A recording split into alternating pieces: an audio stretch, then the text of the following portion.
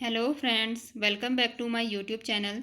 दोस्तों, all in one series की चौथी क्लास में आप सभी का स्वागत है। दोस्तों, ये सीरीज उत्तराखंड के आने वाले सभी एग्ज़ामों के लिए हेल्पफुल होंगी। तो चलिए शुरू करते हैं। सबसे पहले है भारतीय इतिहास। पहला है इंडियन होम रूल सोसाइटी की स्थापना कहाँ की गई। तो इंडियन होम रूल सोसाइटी की स्थापना की गई लंदन में। दोस्तों, श्यामजी कृष्ण वर्मा ने 1905 में 1905 में इंडियन होम रूल सोसाइटी की स्थापना लंदन में करी थी। सर्वप्रथम किस महिला ने भारतीय तिरंगा फहराया था। तो सर्वप्रथम मैडम भिकाजी रुस्तम कामा ने भारतीय तिरंगा फहराया था। दोस्तों, जर्मनी के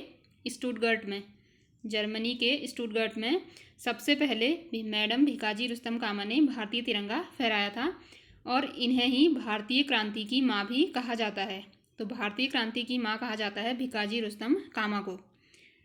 फिर है भारतीय अशांति का जनक किसे कहा जाता है। तो भारतीय अशांति का जनक कहा जाता है बाल गंगाधर तिलक को। दोस्तों, वैलेंटाइन सिरोल ने बाल गंगाधर तिलक को भारतीय अशांति का जनक कहा था। दोस्तों, बाल गंगाधर तिलक की दो महत्वपूर्ण पुस्तकें हैं। पहली है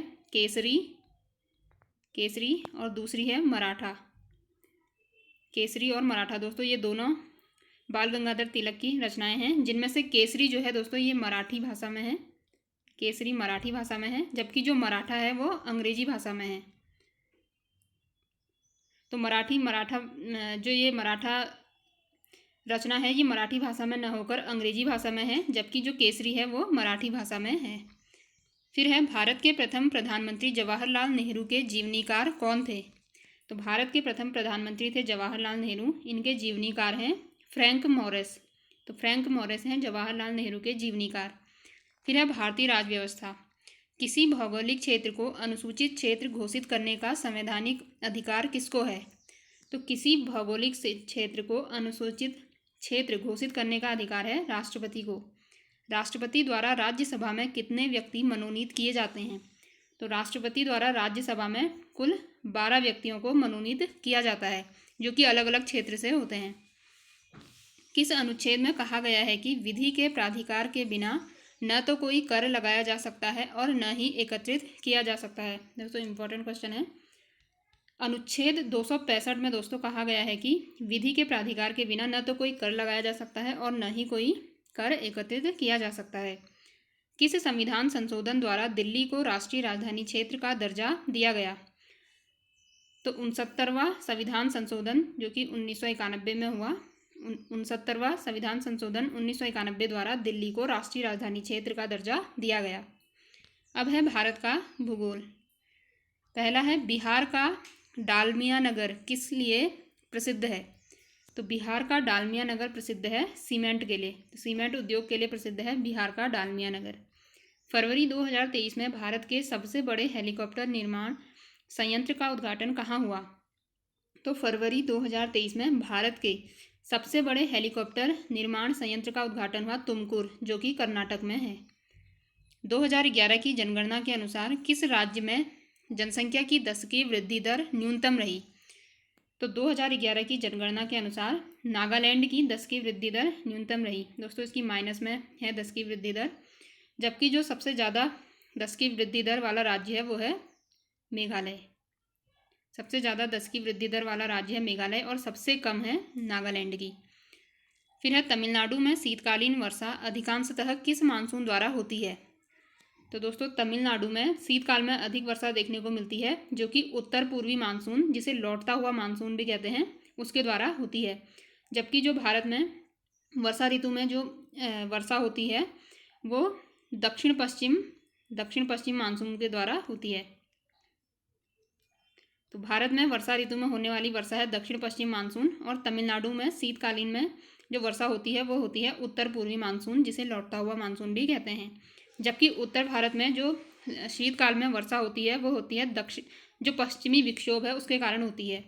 तो उत्तर भारत में शीतकाल में जो वर्षा होती है पश्चिमी विक्षोभ के द्वारा होती है, और वर्षा ऋतु में भारत में जो वर्षा होती है अधिकतर वर्षा दक्षिण पश्चिम मानसून के द्वारा होती है। अब है भारतीय अर्थव्यवस्था। पहला है मध्याह्न यानी मिड डे मील भोजन योजना किस वर्ष शुरू की गई थी।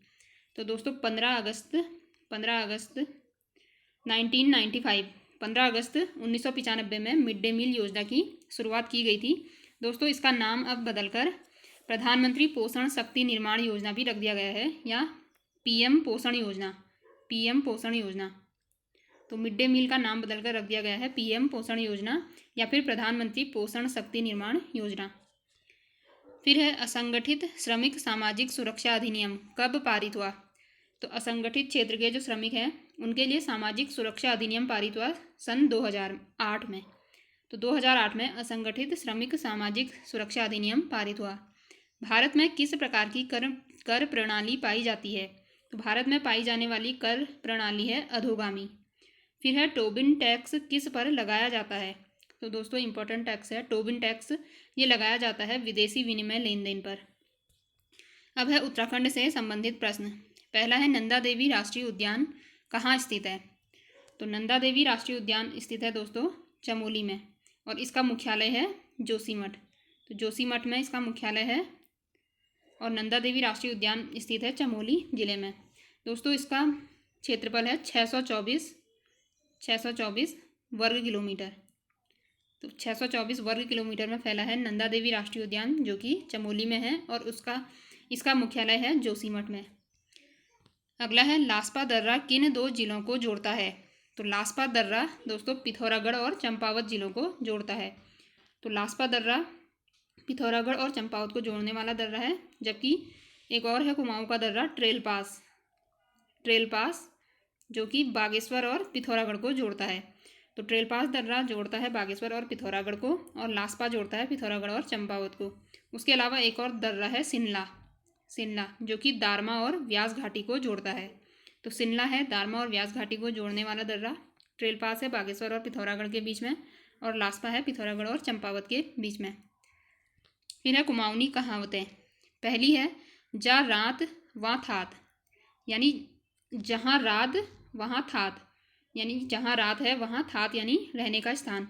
तो जहाँ रात है वहाँ थात है, तो इसका भावार्थ हो गया जीवन यापन की व्यवस्था कर लेना, यानी जहाँ जाना वहाँ अपने रहने की व्यवस्था कर लेना।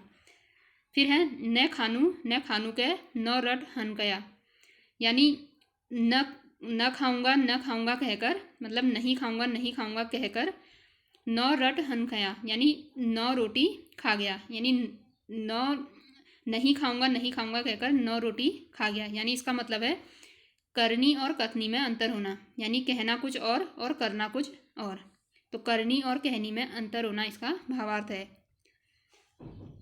तो दोस्तों ये थी आज की महत्वपूर्ण क्लास। अगर आपको यह वीडियो अच्छी लगी तो please like share and subscribe my YouTube channel. मिलते हैं नेक्स्ट वीडियो में। Thank you.